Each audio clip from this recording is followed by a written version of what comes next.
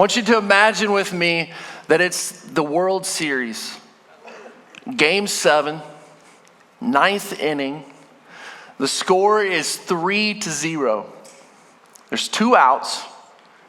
Your team is down, and the bases are loaded. And you're up to bat. You walk to the plate, and you do your pre-swing ritual, which I've always thought is super strange. You know, it's I don't know why they do that thing. This is your moment. The moment you've dreamed of as a kid. Everything is resting on your shoulders. The crowd's chanting your name. Parker. Thank you.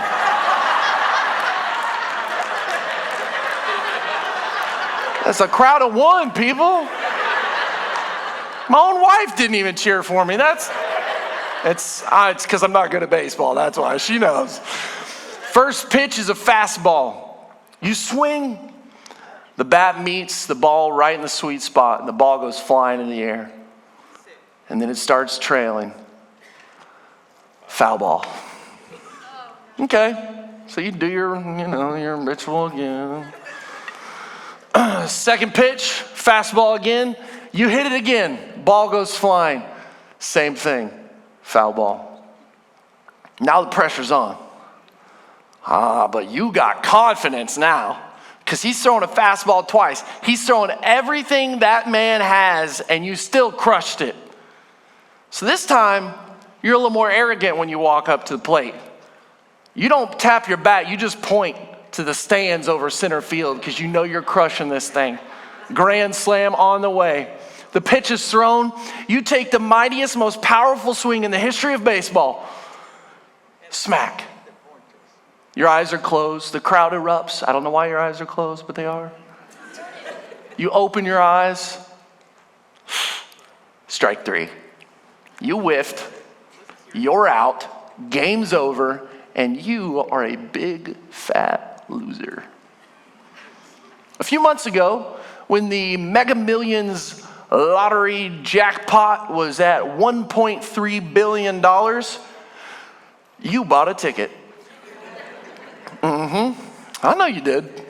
And you started dreaming of all the things that you were going to buy. You know you were.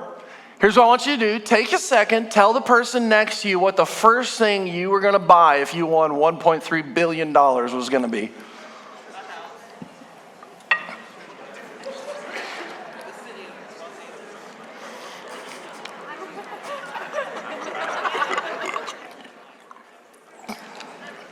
I need more than $1.3 billion for that.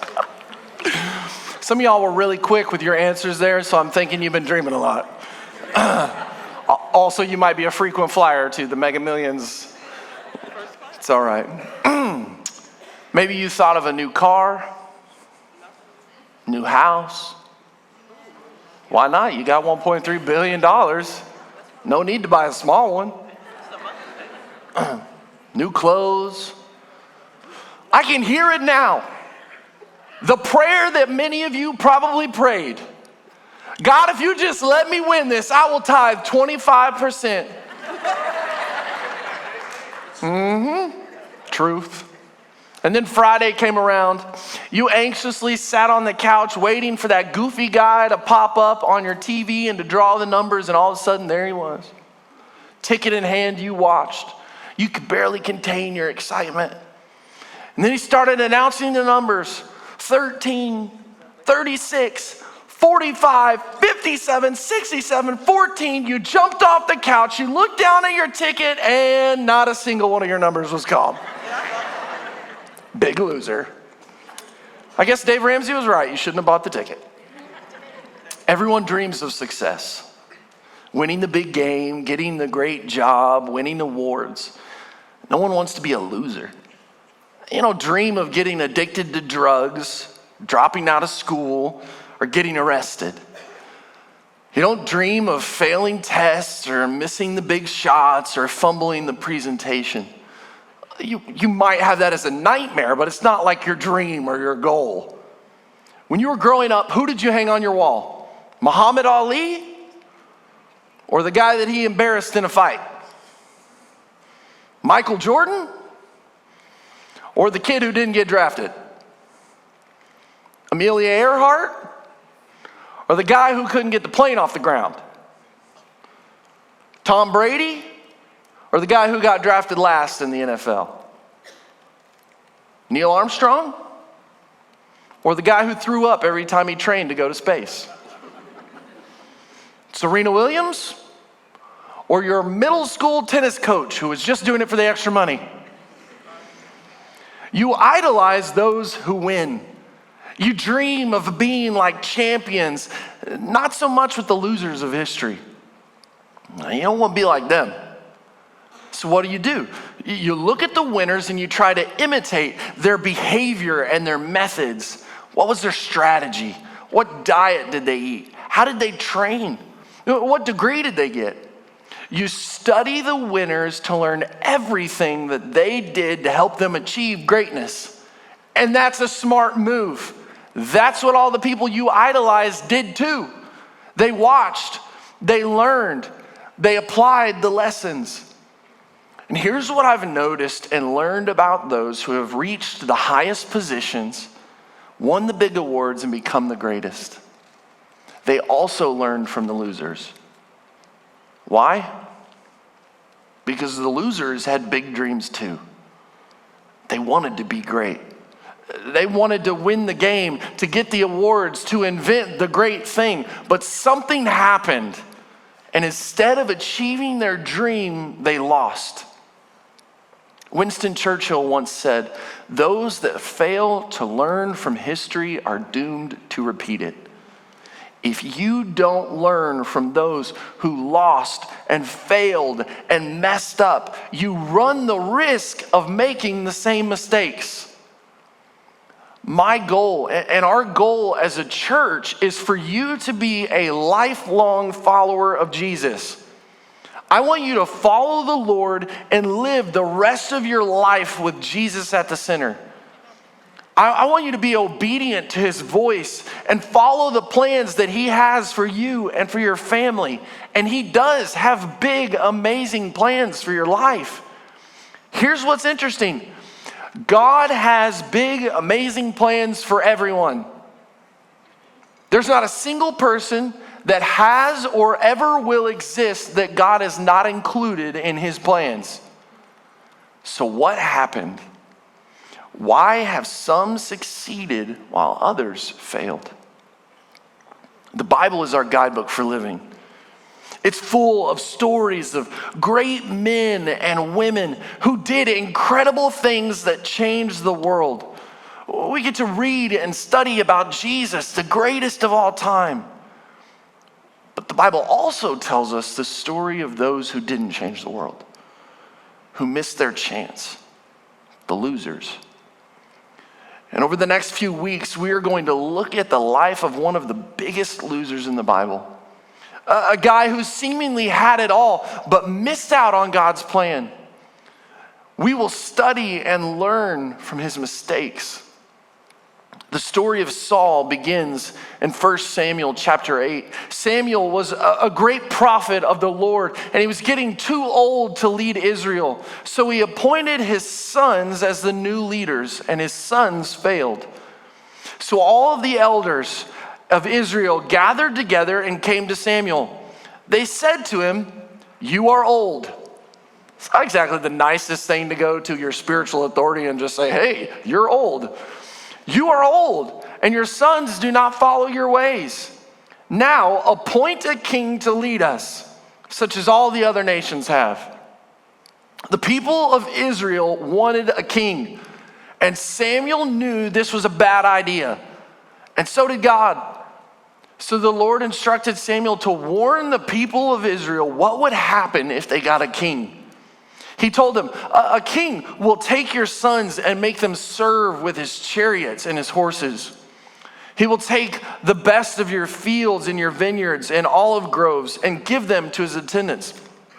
Samuel said, "Hey, a king will take your children and make them his servants." Getting a king would mean suffering and persecution and slavery for the people of Israel.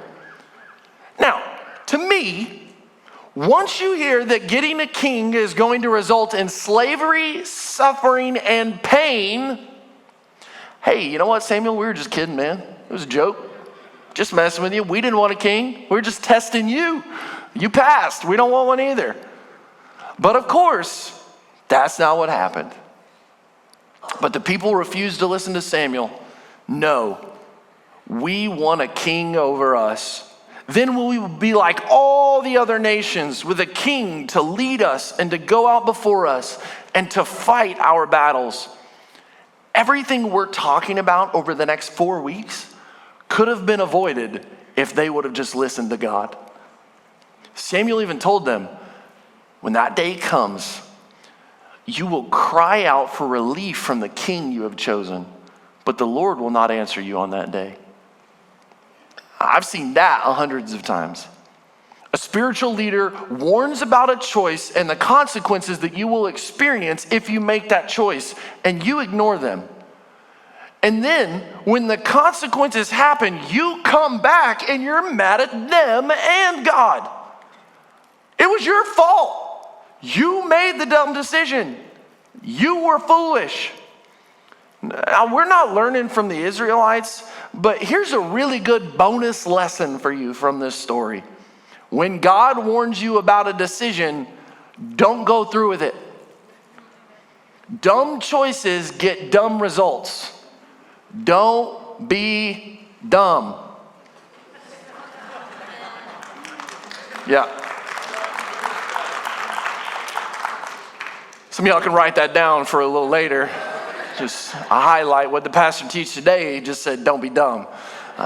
Now, when I was working on this message, I thought that would make the perfect next First NLR t-shirt. Slap a logo on the back, and on the front it just says, don't be dumb. But our team said no. But I printed some anyway. That's right.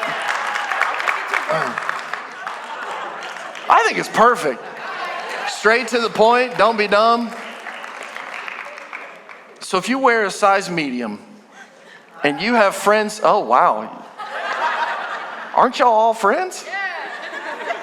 Okay, well I'll let y'all talk about who needs that shirt later. What I was gonna say was, if you have dumb friends and you need to send them a subtle message about not being dumb, here's the shirt, and now they've all called each other dumb. And then I also have an extra large.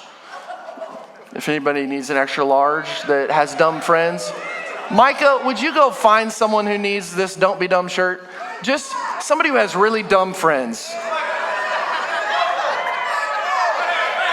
Micah, you're getting... This is great. This is great. What happened at church today? Well, first the pastor told us not to be dumb, and then people were arguing over who had the dumber friends. Real encouraging day. The people of Israel, they wanted a king. So the Lord answered, listen to them and give them a king. And who would their king be? None other than King Saul.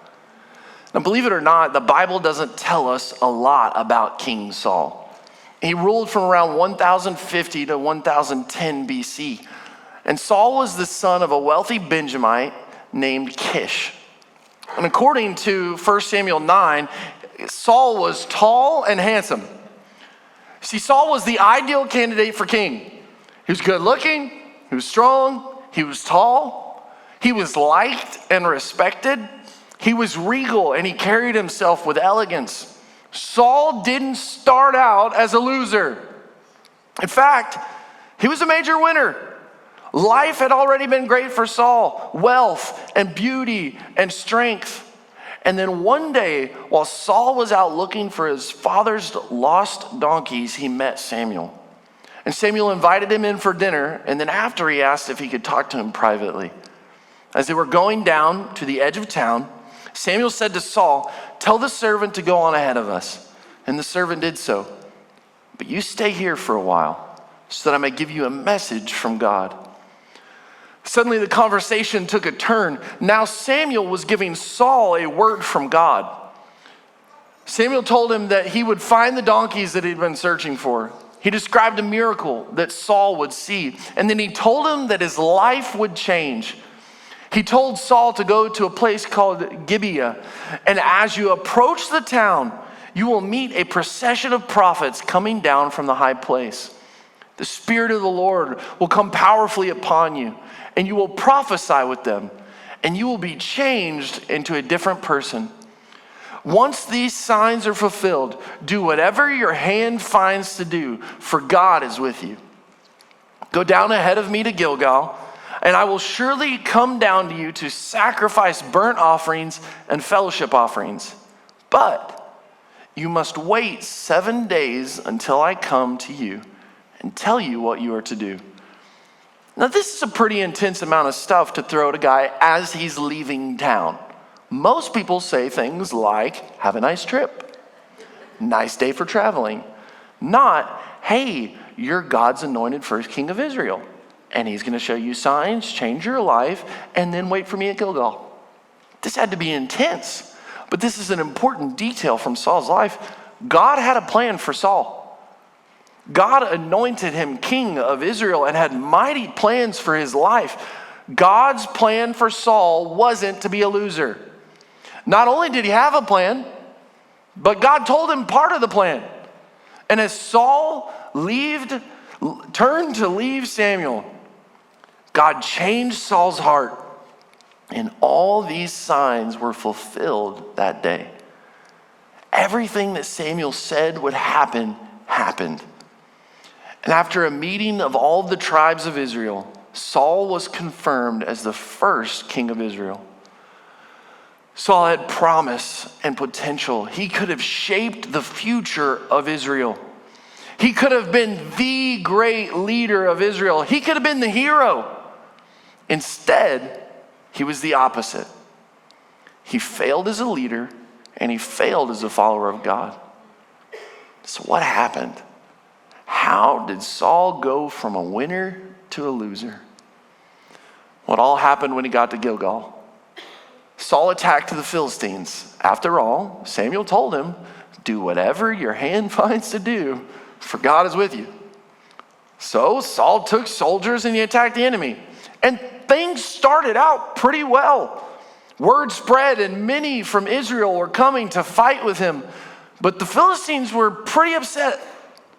The Philistines assembled to fight Israel with 3,000 chariots, 6,000 charioteers, and soldiers as numerous as the sands on the seashore. They went up and they camped at Michmash, east of Beth-aven. Saul's attack on the Philistine outpost was an act of war. The Philistines were mad and they were ready for a major battle. And when the Israelites saw that their situation was critical and that their army was hard pressed, they hid in caves and thickets among the rocks and in pits and cisterns. Some Hebrews even crossed the Jordan into the land of Gad and Gilead. Saul remained at Gilgal, and all the troops with him were quaking with fear. The pressure was on. The Philistine army was massive, and Saul and the Israelites were afraid. But now you have to remember what Samuel told Saul. Go down ahead of me to Gilgal. I will surely come down to you to sacrifice burnt offerings and fellowship offerings. But you must wait 7 days until I come to you and tell you what you are to do. You see, even though things were scary and the odds were stacked against him, Saul was right where God wanted him to be. This wasn't a surprise to God. Samuel gave Saul specific instructions to wait until he arrived. He waited 7 days, the time set by Samuel. But Samuel did not come to Gilgal, and Saul's men began to scatter. Samuel said 7 days. And he didn't show up right on time. So Saul was officially in panic mode. And instead of doing what the Lord told him to do, he took matters into his own hands. His men were afraid. They were scattering. Samuel wasn't there. So he said, bring me the burnt offering and the fellowship offerings. And Saul offered up the burnt offering. It's the first lesson we learn from Saul's life. Losers are impatient. The dictionary definition of patience is the capacity to accept or tolerate delay, trouble, or suffering without getting angry or upset. Being impatient means you can't do that. Now, my wife, Meredith, is one of the most patient people I have ever met. When things go wrong, she is calm and peaceful. When people are mean, she responds with grace and understanding. When her husband does something stupid, which is very, very rare, she navigates it with elegance. Today, we celebrate being married for 7 years.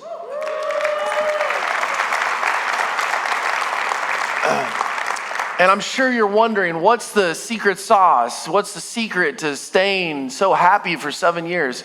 Well, it's 7 years of patience and 7 years of perfection. I mean, that's just how it happens. Not quite. Definitely on the patience side, not so much on the perfect side, as you're about to hear. Because I, on the other hand, I'm not very patient.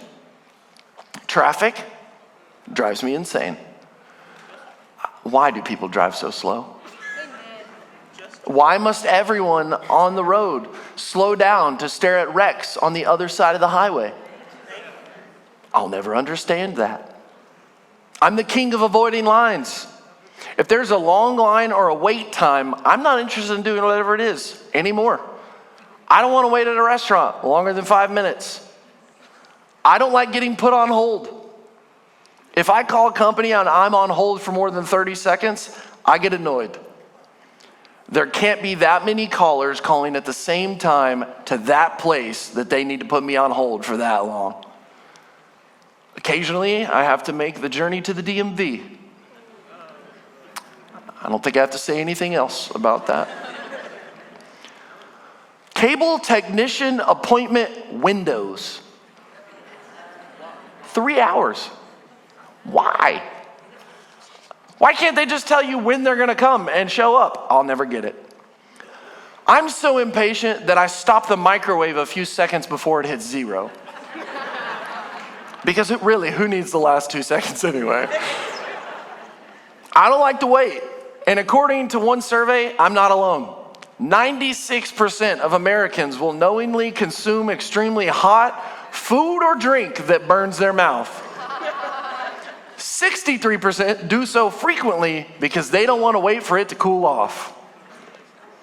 More than half hang up the phone after being on hold 1 minute or less. 71% frequently exceed the speed limit to get to their destination faster, unless they live in Arkansas, where apparently we're the anomaly. Nearly a third of respondents ages 18 to 24 wait less than 1 second before bypassing a slow walker. When waiting for a table at a restaurant, nearly a quarter of respondents wait less than 1 minute before approaching the host again after the wait period has passed. Yep. It's what causes us to get impatient. Well, there's some different reasons. You get impatient when the pressure is on. You've got a deadline, you're stressed, got to get it done fast. When your expectations aren't met, I asked them to be here at 6 and it's 6:04. Where are they and why aren't they here? You get impatient when you don't see results.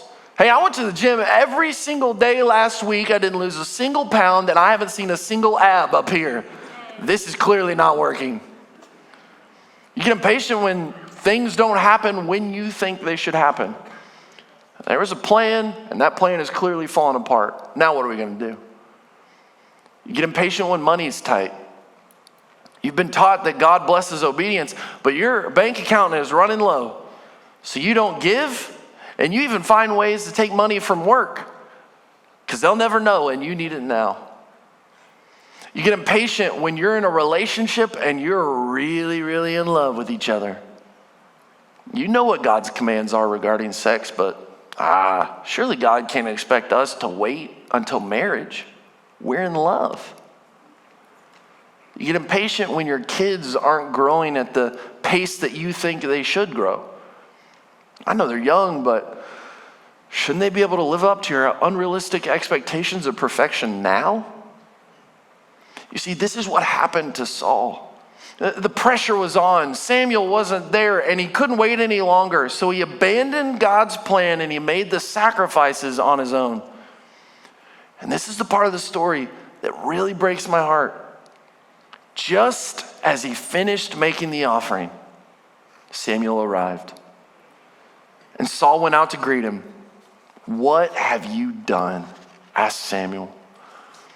Saul replied, when I saw that the men were scattering and that you did not come at the set time and that the Philistines were assembling, I thought." See, the problem is that losers think my plans are better than God's plans. I see this happen all the time. One detail doesn't go how you thought it would or how you thought it should, and so you assume that God has failed you. You abandon his plan and you make your own. Your impatience leads you to take control. And the more we talk about Saul, the more we look at his life over this series, you will realize that this was a core issue for him. Instead of trusting God's plan, he got impatient and he made his own plan. Saul was arrogant, and he actually thought that he knew better than God. I knew I shouldn't have trusted that Samuel. Crazy old man. I thought, now the Philistines will come down against me at Gilgal, and I have not sought the Lord's favor. So I felt compelled to offer the burnt offering. I got to tell you, Saul probably didn't feel compelled. He felt overwhelmed and stressed. And to save face with Samuel, he made an excuse that sounded good in the moment. Losers make excuses. I know I messed up, but man, they pressured me into doing it. I was afraid, so I had to. I know it's wrong, but I learned it from my parents. You know, I'd rather do the wrong thing than nothing. There's some good logic, by the way. I had no other choice. Or my favorite excuse of all, the devil made me do it. See, losers, they push blame on someone else, or they make up a reason why they are justified. And that doesn't make you less of a loser. Now you're just a loser that people don't like. Samuel was furious. He told Saul the Lord's plan and to wait for him to arrive. But Saul didn't. And here's what we learn. Impatience leads to foolish decisions and terrible results. When you get impatient with traffic, you tailgate the person in front of you, you whip through traffic, and you speed. And now you've caused a wreck, got a speeding ticket, and you've delayed yourself even more. You got impatient with your team.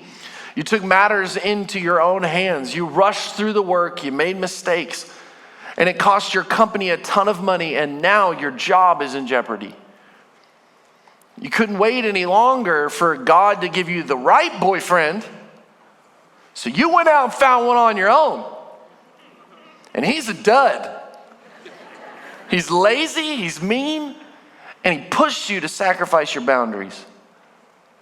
You just couldn't wait for your dream home. Even though you and your wife had credit card and college debt, you took out a massive home loan with the bank. And now 2 years down the road, you don't know if you're going to make it. You wanted to find the perfect church that met all your preferences. So you just kept hopping from place to place each time that church did something that you didn't like. And now you're not connected anywhere, and no church is good enough. Rushed decisions rarely result in success or victory. When you get impatient, you ignore God's plans and you lose. Saul ignored God's plans because he just couldn't wait and because he didn't trust God. And because of his decision, he suffered incredible consequences. You have done a foolish thing, Samuel said. You have not kept the command the Lord your God gave you. If you had, he would have established your kingdom over Israel for all time. But now your kingdom will not endure.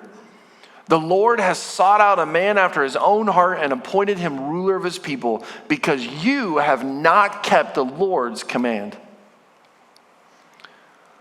Saul's impatience cost him everything. God's anointed king of Israel, who could have ruled for the rest of his life, and for generations his family would have reigned, lost it all because he couldn't wait. Don't be like Saul. Don't be impatient. Instead, trust God's timing. That was Saul's number one issue. He didn't trust God's timing. God had a plan for Saul, and if he would have waited a little longer, Samuel would have arrived, and his story would be completely different. Some of you have been in a season of waiting on God to fulfill his plan and his purpose for you, and you've wondered, is God even working? Why is this taking so long? And I get it. Waiting is difficult, but time and time again, God has proven his faithfulness. It may not be happening as fast as you want, but he is still working. Galatians 6:9, let us not become weary in doing good, for at the proper time, God's time, we will reap a harvest if we do not give up. He has not forgotten you. He's not abandoned you. He will keep his promise. He will restore that relationship. He will bring your child back. He will heal you. He has a plan and he will make it happen, but it will happen in his timing, not yours. The Lord's instruction for Saul was to wait, to patiently wait until Samuel arrived. And for those of you in a season of waiting, the Lord would say the same thing to you. Wait on the Lord. Wait on him. Be patient. Keep waiting. Keep trusting that he is faithful and will do what he has promised. It may seem like all hope is lost, but God is still on the throne and still in control. He's a promise-making, promise-keeping God. And he has a plan for your life. Don't give up. You could be one moment away from his plan being fulfilled. So the Lord would tell you today to be still, to wait, because you can trust him.